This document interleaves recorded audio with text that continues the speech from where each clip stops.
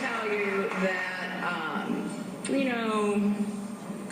it's corporations and businesses that create jobs. You know, that old theory, trickle-down economics. That has been tried. That has failed. Don't let anybody tell you that corporations and businesses create jobs. There was a clarification from Hillary Clinton today at a campaign event. I'm trying to get the tape, but here's the quote. So-called trickle-down economics has failed. I shorthanded this point the other day. So let me be absolutely clear about what I've been saying for a couple of decades. Our economy grows when businesses and entrepreneurs create good-paying jobs here in America, where workers and families are empowered to build from the bottom up and the middle out, not when we hand out tax breaks for corporations that outsource jobs or stash their profits overseas. We're back with the panel.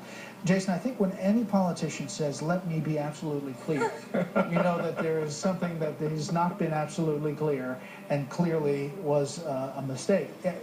For a few days, there was a defense about this statement, saying this is exactly what you meant to say and it's old news. This was a clumsy attempt to critique supply-side economics, which this country is in no danger of returning to under President Obama. Why she's even going... What we need is a critique of Keynesian economics. That's what we've been experiencing. Government spending as a stimulus. How's that going for us? The slowest recovery in a generation or two? That's what I'd like to hear her defense of. Yeah. Chuck? I don't know. I thought NBC created a job for Chelsea, so there's at least one corporation that has created a job. This is now a couple of gaffes. We don't have an actual rim shot in the studio. Well, I'll wait for Twitter to pass judgment. But no, she's made quite a few gaffes now since this unofficial presidential campaign has gotten underway. And this one is going to have legs because you can put it into a little soundbite. You can turn it into an ad for the opposition, and you can repeat it over and over and over again.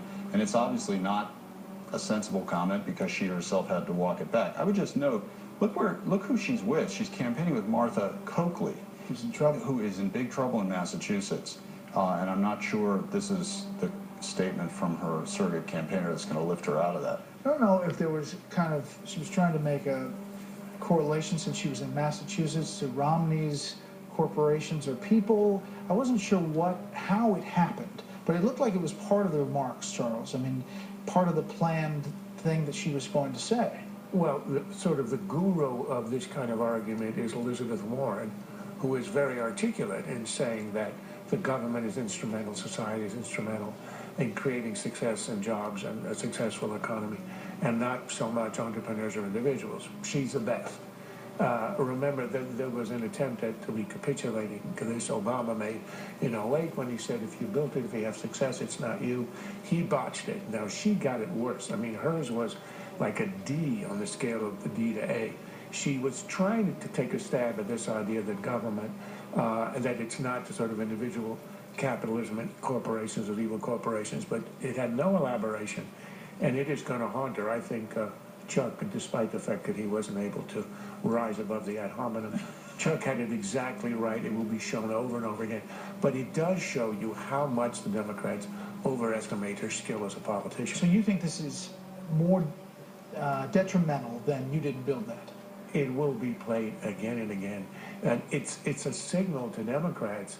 I mean, if you can't make the elementary liberal argument about the role of government without having this ridiculous statement that jobs are not created by corporations, then you are not going to be a good candidate, as she showed in 2008. You know, she's the person who said in the White House we were dead broke. We had trouble paying the mortgages on our houses. If you're going to plead poverty, you don't refer to your homes in the plural. That's pretty elementary. She's not getting the elementary stuff. I want to quickly turn to this IRS story, which blew people away, Jason, when you go down exactly what happened to this woman. A number of different people have testimonials. The IRS is saying they're changing their policy. I mean, what do you think about this story? I think it's another example of the IRS thinking that the rules don't apply to them, and you can easily see why the lowest learner scandal could happen with this sort of ethos in place. If officials at the IRS were told to target conservative groups, they wouldn't think twice about doing it. I mean, I applaud the New York Times for doing its job in reporting government abuse the way it did. It looks like the IRS is going to change its policy as a result, but where have they been? I mean, it makes you wonder if they had covered the Lois Lerner scandal as vigorously as, or covered it at all, we should say. It might have done some good in the end. That is it for the panel, but stay tuned for a